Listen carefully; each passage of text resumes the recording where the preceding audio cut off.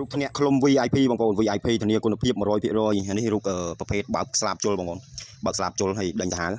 ហើយនេះអាស្ទៀវបងប្អូននេះអាស្ទៀវបិទស្លាបអញ្ចឹងបងប្អូនមានពីរជំរើសដើម្បីឲ្យបងប្អូនរើសមួយអាស្ទៀវបិទស្លាបពីរបើកស្លាបជុលអញ្ចឹងបងប្អូនកំងមានលេខទូរស័ព្ទនៅលើអេក្រង់ហ្នឹងឬក៏តាម Telegram ឬក៏ chat page បងប្អូនអរគុណហើយតម្រងលេងដេញសាហាវអាស្ទៀវហ្នឹងហើយសូម្បីតែមីនីក៏វាចូលមកជុលដែរវាឃើញអាស្ទៀវហ្នឹងបាទអរគុណច្រើន